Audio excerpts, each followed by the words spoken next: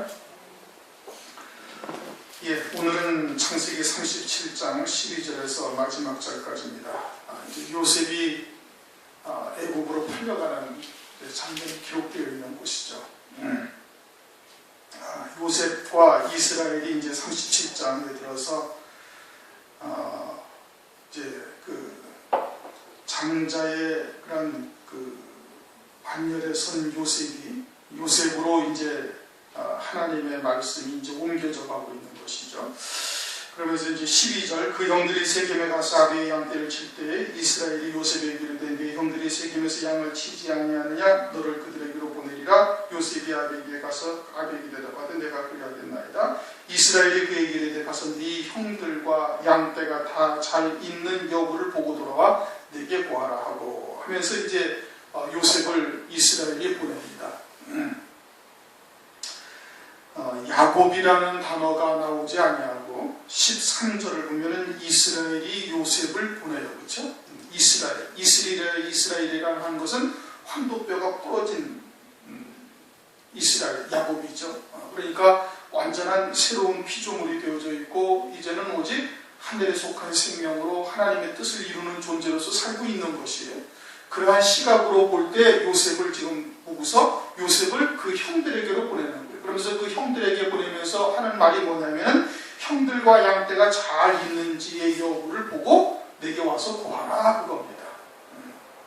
그러니까 이제 실제로는 이스라엘이 요셉을 보내면서 정말로 형들이 잘 있는지, 양떼들이 도적질 당하지 아니하고 다 잘 먹이고 그렇게 있는지 이제 이것을 보고 오라 그런 겁니다. 그런데 하나님께서 그것을 성경에 이스라엘이 요셉을 그렇게 보낸다는 것은 무엇을 의미하는가? 그것은 요셉은 이스라엘이 특별히 사랑하고 있는 거예요. 그렇죠? 이스라엘이 특별히 사랑한다. 3절에 이렇게 말씀하고 있죠. 열아들보다 그를 깊이 사랑하여 위하여 채색옷을 지어 입혔다. 그렇게 말씀을 하고 있어요. 이스라엘이 요셉을 깊이 사랑한다는 것은 하나님이 요셉을 깊이 사랑한다는 것을 의미하고 있는 것이고, 그것은 요셉이 사랑을 받을 만한 일들을 지금 하고 있는 거예요. 그래서 요한복음 15장에 가면은 주님과 아버지와의 관계, 그리고 제자들과의 관계를 거기서 설명을 하십니다. 15장 9절, 10절에 가면은 아버지께서 나를 사랑하시는데, 아버지께서 나를 사랑하시는 이유는 뭐냐면 내가 아버지의 계명을 지키는 것이다. 그러니까 너희들도 내 사랑 안에 거하라. 나의 계명을 너희들이 지키면 너희들도 내 사랑 안에 거한다. 이런 뜻이에요. 그러니 이스라엘이 요셉을 사랑한다, 깊이 사랑한다는 것은 요셉의 심성 바탕이 하나님 아버지의 뜻을 깊이 유념하고 하나님의 말씀을, 오늘날로 말하면 하나님의 말씀을 믿은 믿음으로만 사는 그와 같은 발걸음을 옮기고 있음을 말하고 있는 겁니다. 진리가 무엇인지를 오늘날로 말한다면 알고 있는, 아버지의 뜻이 무엇인지를 알고 있는 거예요. 그런 아버지의 뜻을 깨닫고 있는 요셉을 이스라엘이 보내서 형들이 잘 있는지, 양떼가 잘 있는지 여부를 알아보고 오라 라는 것은 무엇을 말하는 거 아니, 그들이 과연 참된 생명의 길로, 믿음의 길로 여전히 그렇게 걸어가고 있는지, 아니면 멸망의 길로, 사망의 길로 잘못 들어가고 있는지를 잘 살펴보고 와서 내게 구하라, 이 뜻인 겁니다. 37장 2절 끝부분에도 요셉이 그 형들의 과실을 자기 아비에게 보냈다라는 것이 뭐라고 설명을 드렸어요? 일반적으로 고자질했다 이것이 아니라 요셉의 시각에서는 진리를 알고 있으니까 무엇이 생명의 길인지 무엇이 멸망의 길인지를 알고 있는 거예요. 그러니까 그대로 두면 형들이 멸망길로 갈 것이 뻔하니까 아버지한테 고해서 그들로 하여금 영생의 열매를 맺는 생명의 길로 갈 수 있도록 그를 이끌어가고 있음을 지금 말하고 있는 겁니다. 마찬가지로 이스라엘이 요셉을 형들이 잘 있는지 여부를 가서 보고 내게 구하라는 것은 과연 그들이 참된 생명의 길, 야곱으로부터 이스라엘로부터 가르침을 받은 그와 같은 하나님의 말씀을 믿음으로 잘 받아서 가고 있는지를 살펴보고 내게 구하라 이겁니다. 왜? 요셉은 아버지의 뜻을 알고 있으니까, 하나님의 사랑 안에 거하는 자가 되어져 있으니까 그것을 알고 있는 거예요. 오늘날 교회도 마찬가지로 믿음이 앞선 자, 이제 신앙적인 영적으로 체험을 많이 해서 성숙한 신앙이 되어져 있으면은, 그러면 뒤따라오는 자들이 곁길로 가는지 바른 길로 믿음으로 잘 쫓아오는지 금방 볼 수가 있어요. 금방 알 수가 있어요. 그것이 자기가 감당할 만한 그런 일이 안 되면은 주의 종한테 알려줘야 되는 거예요.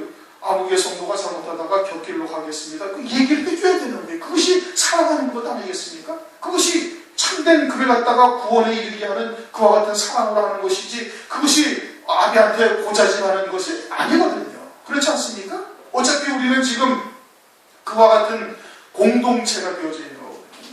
그러니까 그것을 자신이 권면해서 바른 길로 인도할 수 있으면 되는 거지만은, 만약에 그렇게 해서도 듣지 아니할 것 같고 그렇게 해서 오히려 역효과가 날 것 같다면 그건 목회자한테 알려주셔야 되는 거예요. 자기 가족이라도 얘기를 해서 목사가 나서서 권면을 할 수 있도록 그렇게 해주시는 것이, 그것이 참된 하나님의 사랑으로 사랑을 하고 있는 겁니다. 요셉을 이스라엘이 보낸 것은 그러한 이유로 지금 보낸 거예요. 그러한 이유로 지금 보낸 것을 말. 그래가지고 갔어요. 그래가지고 갔는데 세겜 땅에 가보니까 이미 다른 곳으로 갔어. 도단 땅으로 갔다. 이제 알아보니까 그렇게 해서 이제 도단으로 갑니다. 그래서 18절, 요셉이 그들에게 가까이 오기 전에 그들이 요셉을 멀리서 보고 죽이기를 꾀하여. 왜 죽이려고 그래요? 미우니까. 왜 미워요?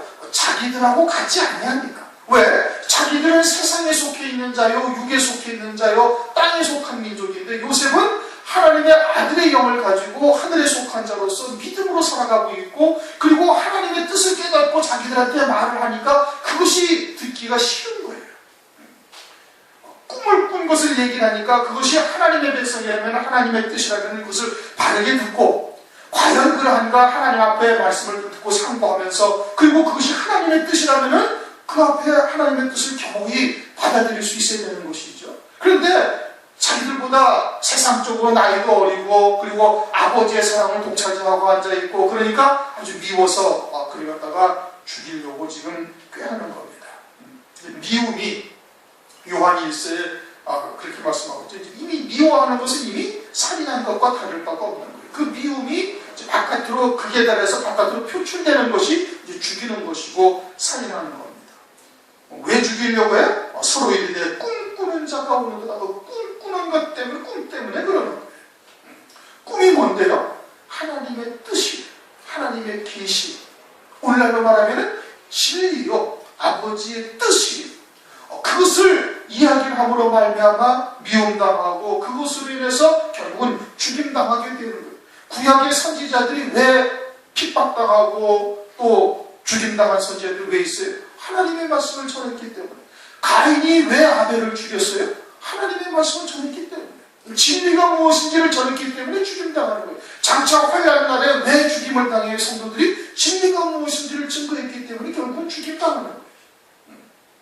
예수님이 왜 죽임을 당해요?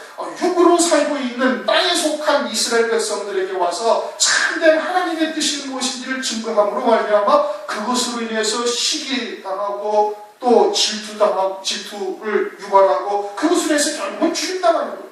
주님의 제자들은 왜 그래요? 주님의 제자들도 마찬가지예요. 하나님의 말씀을 증거함으로 말미암아 그와 같은 어려움을 겪게 되어지는 것을 말하고 있는 것이죠.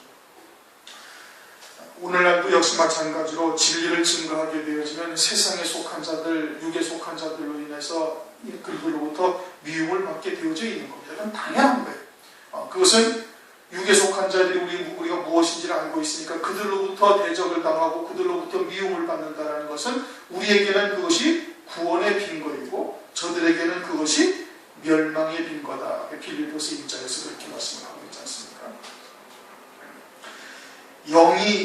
영이 깨어 있거나 성령이 완전히 소멸되지 아니하였으면은, 그러면은 진리가 무엇인지를 자기는 쫓지를 못하더라도 압니다. 그렇죠? 무엇이 참이다, 무엇이 온전한 하나님의 뜻이다라는 것은 알 수가 있어요.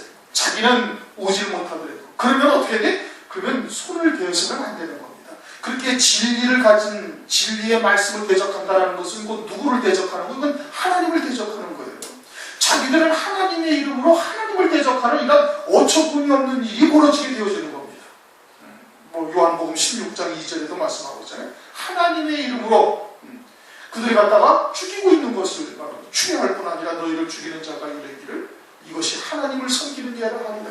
그것이 예수님 당시에도 그러하였고 오늘날도 역시 이제 그러할 것이고 앞으로 장차 환난 날에도 역시 마찬가지가 되어지는 거예요. 그래서 그 꿈으로 인하여 그렇게 되는 거죠. 자, 그를 죽여 한 구덩이 던지고 우리가 말하기를 악한 짐승이 그를 잡아먹었다 하자. 그 꿈이 어떻게 되는 것을 우리가 볼 것입니다. 그것이 진리인지를 깨닫지는 못하고 이렇게 하나님을 대적하고 있는 겁니다. 이 요셉을 지금 죽이고 그 꿈이 어떻게 이루어지는지를 보자는 것은 하나님이 과연 어떻게 그 말씀을 이루어가는지 보자. 이하고 똑같은 거예요. 자기들은 그렇지 않냐고, 자기들은 하나님을 섬기는 자다, 하나님을 열심히 섬기고 하나님의 말씀을 믿음으로 지키며 살아가고 있다라고 본인들은 얘기할 수 있을지 얘기할지 모르지만, 그러나 사실은 뭐예요? 그건 하나님을 대적하는 것이고 하나님을 섬기는 백성들을, 신실한 자들을 죽이는 결과를 초래하게 되어지는 거예요. 지난번에 필리핀에 갔다 와서 그 문제 때문에 노회에서 말썽이 생기지 않았습니까? 그래가지고 제가 지난 수양회 때문에 총회의를 보니까 노회의 적이 불분명하고 지금 이런 상태가 되어 있어서 이명 증서를 떼달라고 해서 내가 다른 노회를 가겠다. 그러니까 저희 노회에 우리 총회 증경 총회장들, 우리 총회 총회장을 한 사람이 3분이나 계셔요. 그러니까 증경 총회장 3분이 저를 그렇게 대적을 하고 그러던 사람을 불러가지고 자초지종 연유를 묻고, 그리고 무엇이 잘못되어져 있느냐, 뭐가 어떠냐 하고 물어본 거예요. 그러니까 이 사람이 제가 줬던 자료를 갖다가 쭉 해가지고 한 100여 페이지를 만들어 와가지고, 그리고 뭐가 문제냐 그러니까 멜기세덱을 그리스도 하나님이라 그런다. 그러니까 그것이 정통적 교리에서 벗어난다, 이런 얘기거든요. 그러니까 증경들이 그 사람들이 목회를 한 30년 이상씩을 하신 분들입니다. 그거는 그렇게 해석을 할 수도 있는 거다. 그건 얼마든지 그렇게 해석을 할 수도 있는 거다. 그걸 가지고서 이야기를 해서는 그건 안 되는 거다. 그러니까 이만큼을 목사를 해가지고 와서 이거를 다 읽어보시라고 그랬다는 거예요. 그것을 우리가 읽어볼 필요가 뭐가 있냐. 잘못된 것이지만 당신이 체크를 해가지고 뭐가 어떻게 잘못됐고 무엇이 잘못되었다는 것을 얘기를 하라. 그러니 이 양반이 그냥 그것을 나를 갖다가 나에 대한 그 반론을 또는 자기를 정당화시키기 위해 가지고 그것을 엄청나게 복사를 해가지고 자기 나름대로 막 읽는 거예요. 많이 읽어서 찾아낸 것이 멜기세덱 하나를 찾아낸 거예요. 그래가지고 그걸 가지고서 얘기를 했더니 오히려 면박만 당한 거예요. 면박만 당하고 다른 것을 가져와라. 본질적인 문제, 아주 예수님이 그리스도가 아니란다든지, 하나님을 부정을 한다든지 하는 어떤 본질적인 문제에서의 문제를 제기를 해야 되는 것이지, 그건 아주 지역적인 문제고 그런 걸 가지고서 얘기할 수는 없다. 만약에 그런 것을 가지고 따지고 든다면 여기서 이단 아닌 사람이 아무도 없다. 그렇게 얘기를 했다고 총회장이 어저께 만나니까 그런 얘기를 해요. 그것이 자기는 지금 자기를 변호하고 자기의 입지를 갖다가 정당화시키려고 내가 쓴 글을 갖다가 연구하고 거기서 찾아내고 그래가지고 겨우 찾아낸 게 멜기세덱을 찾아내가지고 그걸 얘기를 했는데 뜻대로 되지 않냐는 거예요. 그렇게 대적하는 것이지 뭘 대적하는 거? 그건 하나님을 대적하는 거가 다른 바 하나도 없는 거예요. 자기는 하나님을 위한다고 생각을 하고 있을지 모르지만 사실은 누구를 대적하는 거예요? 그 하나님을 대적하는 거예요. 지금 여기서 뭐라고 그랬어요? 그 꿈이 어떻게 되는 것을 우리가 볼 것입니다. 과연 하나님의 말씀대로 그대로 되어질 것인지 한번 두고 보자. 우리가 요셉을 죽이고 나면 과연 그 꿈대로 이루어지는지 한번 보자. 이것은 뭘 말하는 거예요? 이 진리를 알지 못하는 자들이 하나님을 대적하는 것과 다를 바가 하나도 없는 겁니다. 사도행전을 보면은 가말리엘이 예수님이 운명하신 십자가 위에서 부활하신 후에 사도들에게 성령이 임하고 사도들로부터 이적이 나타나고 사도들이 그냥 하나님의 말씀을 증거하니까 이스라엘 백성들이 사도들을 쫓아다니면서 예수님 때보다 더 많은 부흥의 역사가 일어나기 시작을 합니다. 그러니까 이제 유대 사회에서 그냥 난리가 난 거예요. 그래가지고 사도들을 잡아 죽이자 해가지고서는 사도들을 잡아다가 두들겨 패고 협박하고 그것을 갖다가 하지 못하게 하면서 죽이려고 할 때 가말리엘이라는 사람이 이렇게 얘기를 합니다. 사도행전 5장 38절 49절 이제 내가 너희에게 말하노니 이 사람들을 상관 말고 버려두라. 이 사상과 수행이 사람에게로서 났으면 무너질 것이요 만일 하나님께로서 났으면 너희가 저희를 무너뜨릴 수 없겠고 도리어 하나님을 대적하는 자가 될까 하노라. 그 가말리엘이 그렇게 얘기를 했어요. 사도들로부터 나타나는 여러 가지의 표적과 그들이 하나님의 말씀을 증거하는 것이 하나님으로부터 나타나면은 그것은 너희들이 만약에 그렇다면 너희들이 하나님을 대적하는 자가 될 것이고, 그것이 사람으로부터 난 것이면 얼마 지나지 않아도 그냥 스스로 소멸되어져 버리고 말 것이다. 그러니까 굳이 대적하지 말라. 오늘날도 마찬가지로 하나님의 뜻이 무엇인지를 정확하게 깨닫지 못한다면 그러면 함부로 대적할 일이 절대 아닌 겁니다. 하나님의 뜻을 정확하게 깨닫고서야 대적을 해야 되는 것이지. 그런데 이들은 지금 어떻게 했어요? 꿈이 어떻게 되는 것을 보자. 하나님을 대적하는 겁니다. 그리고서는 21절, 22절 루벤이 이제 변호를 해가지고 그를 죽이지 못하게 합니다. 그래서 23절, 24절 그래서 구덩이에 던져버려요. 구덩이에다가 던져서 이제 죽이지는 아니하고 구덩이에 던져서 이제부터 요셉의 고난이 이제 시작이 되는 겁니다. 요셉의 고난이 시작이 되는 거예요. 하나님께서 꿈을 통해서 하나님의 뜻을 요셉을 통해서 이루실 것을 보여주셨죠. 그렇죠? 하나님의 뜻을 이루어갈 요셉에게 하나님께서 그 뜻을 이루시기 위해서 이제 고난이 이제 시작이 되어지는 거예요. 우리 교회에서야 대부분 다 알고는 있죠. 알고는 있습니다. 하나님의 뜻을 이루기 위해서 하나님께서 우리에게 쇠풀무와 같은 연단의 과정 또는 여러 가지의 그런 점검과 같이 그렇게 연단하시는 과정들이 있다는 것을 인정을 하고 알고는 있는데, 그것이 우리의 몸에 딱 체감이 되어지기 시작하면은 이게 참 사실은 쉬운 일이 아니에요. 쉬운 일이 아니에요.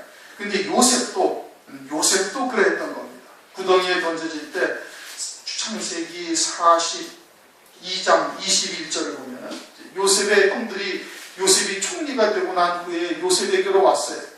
그때 베냐민을 데려오라 기타 등등 얘기가 쭉 있을 때 창세기 42장 21절 그들이 서로 말하되 우리가 아우의 일로 인하여 범죄하였도다. 그가 우리에게 애관할 때 그 마음의 괴로움을 보고 듣지 아니하였으므로 이 괴로움이 우리에게 임하였다.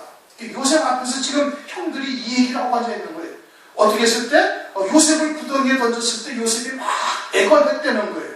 애관했다는 거예요. 그러니까 그와 같은 고난이 자기에게 닥칠 때 그것을 가지고서 요셉이 엄청 많은 고통을 겪은 것이고 형들한테 살려달라고 애걸을 했던 거예요. 그런데 요셉이 그런 이후에 39장을 딱 가면 39장 2절에 여호와께서 보디발의 집에 팔렸죠. 이제 마지막에 보디발의 집에 팔립니다. 그리고 보디발의 집에 딱 갔을 때 어떤 사건이 벌어지고 어떤 일이 벌어지고 어떻게 말씀을 하시는 거니? 여호와께서 요셉과 함께 하심으로 그가 형통한 자가 되어왔다. 그렇게 말씀하고 있어요. 그렇죠? 여호와께서 요셉에게 함께 하셨다는 거예요. 여호와께서 요셉에게 함께 하셨다는 것은 하나님의 말씀이 그에게 있다 이 뜻입니다. 말씀이 하나님이시잖아요. 그렇죠? 말씀이 그에게 있다. 그것이 단순히 있다라는 것이 아니라 요셉이 그의 말씀이 하나님의 말씀이 그 꿈이 자기에게 생명이 되어져 있는 거예요. 그 말씀을 믿는 믿음으로만 지금 딱 살아가고 있는 거예요. 그러니까 하나님이 함께 하시는 거예요. 그것이 하나님이 함께 하신 거예요. 그리고서는 그 말씀을 이루기 위한 하나님의 뜻이 아주 형통하게 지금 이루어져 가고 있다 이 뜻인 겁니다.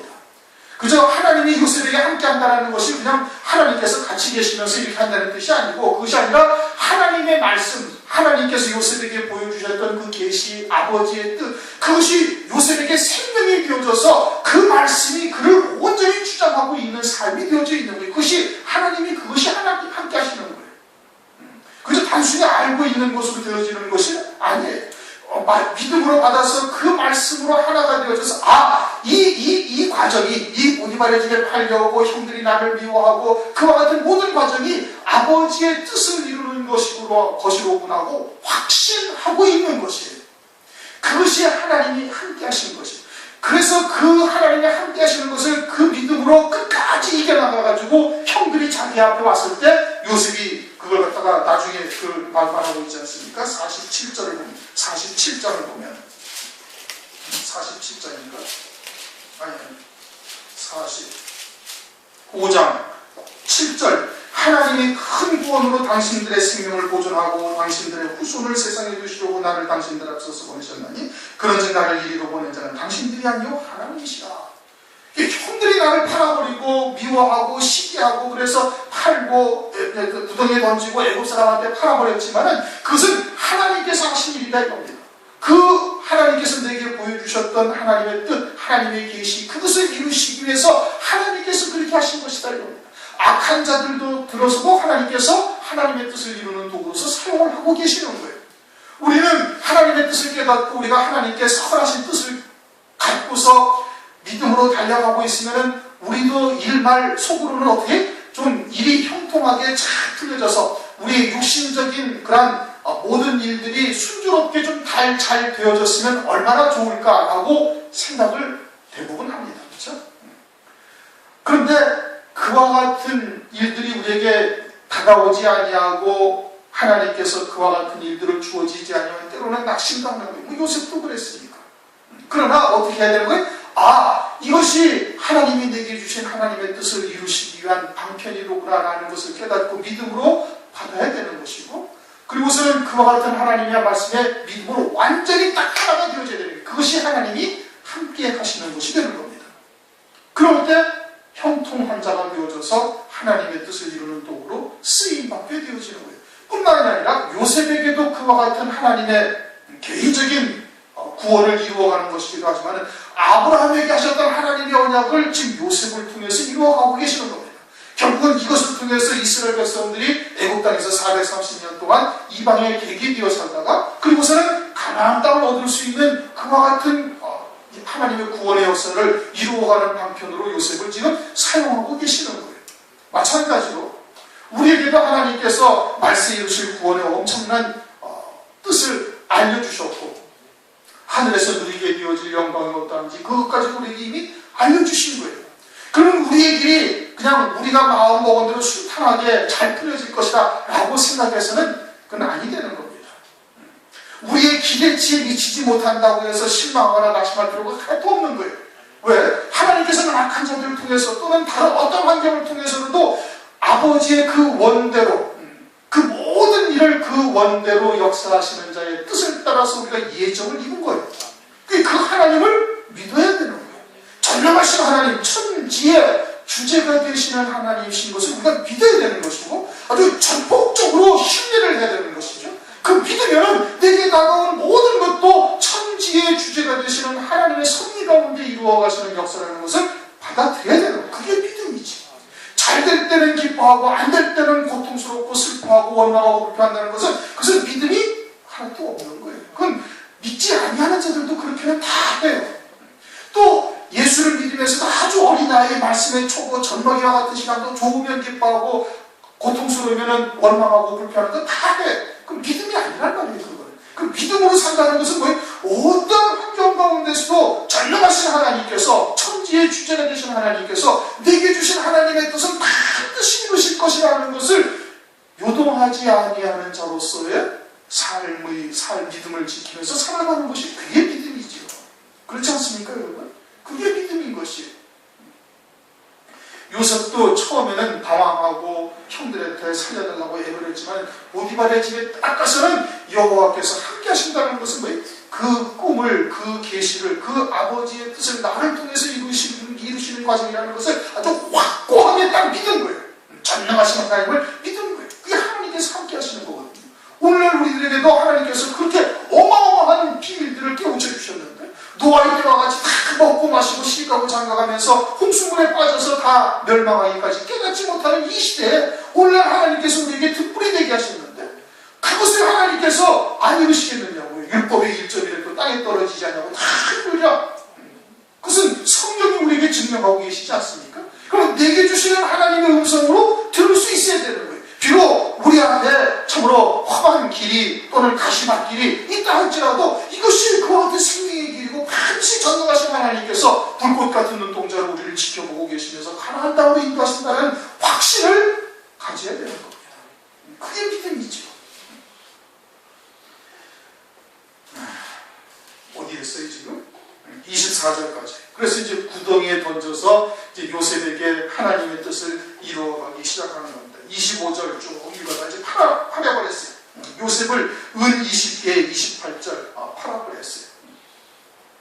그리고서는 29절 루벤이 돌아와서 나는 어디로 갈까? 30절에 그와 같은 의미는 무엇을 말하는 거니? 나는 어디로 가서 내 동생을 찾아야 할까? 이 뜻입니다. 루벤은 장자로서 그래도 동생들보다 아버지에 대한 그런 생각을 좀 더 이제 가진 것이죠. 이제 장자가 되니까 이제 그런 것 같은데. 그렇게 해서 이제 그 동생을 이제 없어지고 난 다음에 이제 어디로 가서 동생을 찾아야 할까? 31절 그들이 요셉의 옷을 취하고 수염수를 죽여서 그 옷에 피해 적시고 그리고 아버지에게 갖다 주니까 그게 요셉의 옷인 줄 알고 아버지가 아주 통탄을 하는 겁니다. 이스라엘이 이와 같이 요셉을 위해서 아주 애통해한다라는 것은 하나님께서도 우리가 그와 같은 연단의 길, 쇠풀무와 같은 고난의 길을 걸어갈 때 하나님께서도 그처럼 우리를 안타깝게 바라보고 계시는 거예요. 그리고는 부디 그와 같은 연단의 과정, 정금과 같이 정렬하는 그와 같은 과정들을 잘 견디고 나와서 아버지의 뜻을 이루는 도구로 쓰임받기를 하나님께서 기대하고 계시는 겁니다. 우리가 고난 중에 고통당할 때 하나님께서도 고통스러워 하시는 거예요. 이스라엘이 그와 같이 고통스러워하듯이 요셉을 통해서 고통스러워하고 아주 음부의 고통 가운데 자기가 처해져 있음을 지금 고백하고 있는 것처럼 하나님께서도 그와 같은 중심으로 우리를 바라보고 계신다는 사실을 지금 보여주시고 있는 겁니다. 그렇게 해서 36절 미디안 사람이 애굽에서 바로의 신하 12대장 보디발에게 요셉을 팔았더라. 그래서 이제 39절부터 그러한 이제 보디발의 집에서 이 사건이 벌어지게 되어지는 겁니다. 한 가지 추가하셔서 전도서 7장 한번 보시기 바랍니다. 전도서 7장 14절.